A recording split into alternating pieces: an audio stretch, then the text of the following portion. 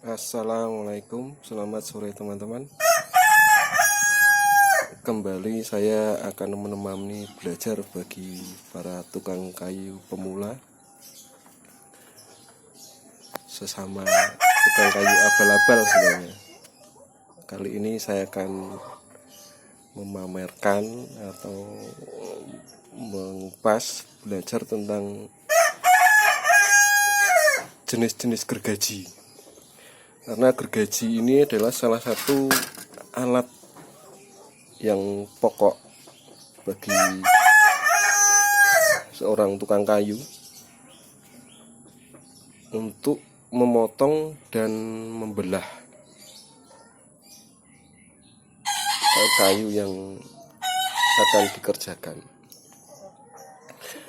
Pada dasarnya gergaji itu sebuah alat potong yang terbuat dari selembar baja tipis yang pada salah satu sisinya dibuat gerigi. Ini kecuali gergaji Jepang dua sisinya diberi gerigi yang fungsinya ada untuk memotong dan untuk membelah. Jadi menurut kegunaannya ada dua macam gergaji itu, yaitu gergaji potong dan gergaji belah, atau gergaji pemotong dan gergaji pembelah. Perbedaannya di mana? Perbedaannya ada pada bentuk dan cara mengikir gigi gergajinya. Gergaji potong itu akan membentuk sudut 45 derajat sebenarnya. Jadi dia berdiri seperti ini. Perbedaan jelas seperti ini. Ini gergaji potong. Nah, cara ngikirnya begini. Kalau gergaji belah seperti ini, dia agak keserong ke depan. Cara ngikirnya 90 derajat terhadap papan atau terhadap lembaran. Ini gergaji. Kalau Anda membeli gergaji baru, pasti bentuknya gergaji potong. Nah, seperti ini. Ini masih baru, belum saya kikir lagi. Pasti bentuknya gergaji potong. Ini belum bisa digunakan kalau beli baru biasanya. Andai pun digunakan akan menyulitkan karena belum tajam dia. Harus dikikir dulu. Ini. Nah, harus dikikir dulu. Selang satu mata dibengkokkan. Itu berdasarkan kegunaannya. Itu ada untuk memotong dan untuk membelah. Nah, fungsinya atau jenis-jenis gergaji ada macam-macam. Ini yang seperti ini dinamakan handsaw. Handsaw atau gergaji tangan. Gergaji tangan atau handsaw. Ada selain gergaji tangan ada gergaji gerek. Nah, ini saya kemarin belinya ini satu set ini kemudian ini ada isi 5. Nah, ini 2, 3, 4, ada satu lagi di mana lupa. Nah,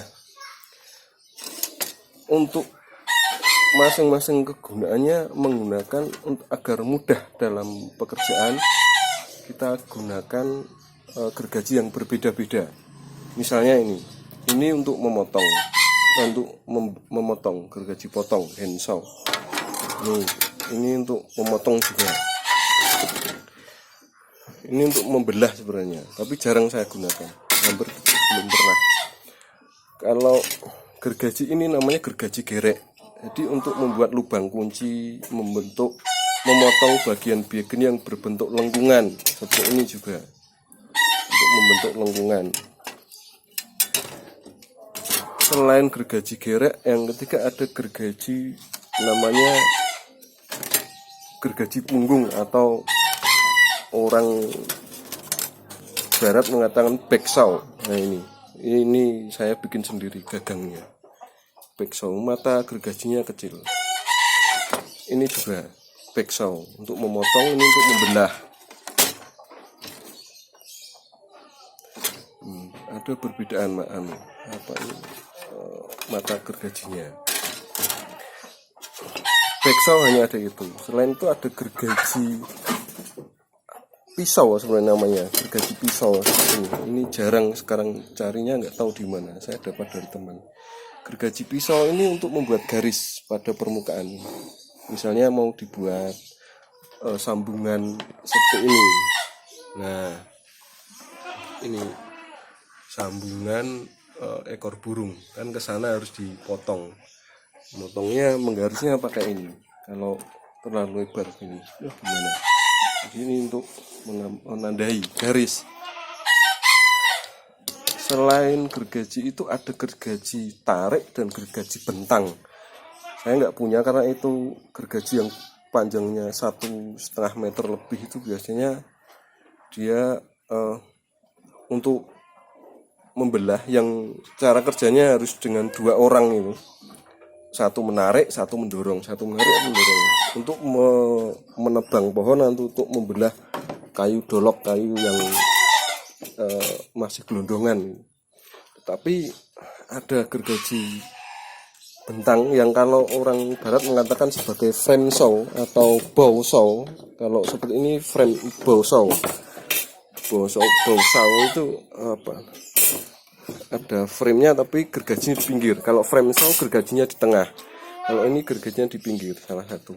Kenapa harus 3? Karena kalau 2 itu nanti menceng-menceng nanti. Harus 3 ini. Nah, ini berfungsi untuk membelah. Saya ada berapa ini? Ada 10-an saya ada punya ini. Ini ukuran pendek. Ini ukuran panjang. Ini juga lebih besar. Nah, sama. Cara megangnya ada di video sebelumnya. Ini. Jadi ini dipegang begini. Nah, ini cara megangnya. Ini gergaji, orang Jawa mengatakan sebagai gergaji selenteng. Nah, bilahnya ada seperti ini. Ini ada berbagai macam ukuran. Karena untuk membelah, ini untuk membuat garis-garis yang melengkung. Ada lagi ini gergaji ukir. Ini kalau hanya untuk memotong plat-plat tipis, misalnya memotong uang gini. Nah, ini uang berapa? 100 rupiah nih. Saya potong untuk ganjel. Ini namanya dog hole. Bisa naik dog hole untuk memegang bahan yang objek yang akan dipasah. Ini bisa di. Nah, kalau ini gergaji besi, ini sama gergaji ukir untuk membuat lubang-lubang atau membuat bengkokan yang kecil, ya. Menggaris yang tidak lurus. Ada gergaji yang jarang dimiliki orang ini. Ini untuk membuat purusan misalnya. Ini bisa diatur kedalamannya. Yang ini bisa diatur kedalamannya. Nah, ini ada ini setelannya, pakai skrup bisa diatur kedalamannya. Nah, ini apalagi gergaji, saya kira itu masih ada gergaji 1 di dalam, sama yang ini gergaji ukir. Nah, ini produk dalam negeri dari bekas gergaji selendang, itu terlalu tebal, saya tidak pernah gunakan. Ini gergaji potong sebenarnya, tapi untuk memotong bambu lebih tepat ini, karena mata gergajinya terlalu besar. Ini belum disiwar. Kalau disiwar itu mestinya disiwar sepertiga dari atas, sepertiga mata gergaji disiwar kanan kiri biar tidak terjepit. setelah dikikir itu. Karena kalau tidak disiwar begini nanti kan kelihatan kejepit nanti. Nah, itu ya. Apalagi kalau ada pertanyaan silahkan ditulis di kolom komentar. Jika bermanfaat di subscribe. Ke depan saya akan kasih tentang ini pasah ketam, karena ternyata teman-teman tuh banyak yang belum tahu jenis-jenis ketam atau orang katakan sugu atau pasah ini. Ada bermacam-macam pasah, molding, plain. Baik begitu, ini alat-alat saya. Terima kasih, selamat sore, assalamualaikum warahmatullahi wabarakatuh.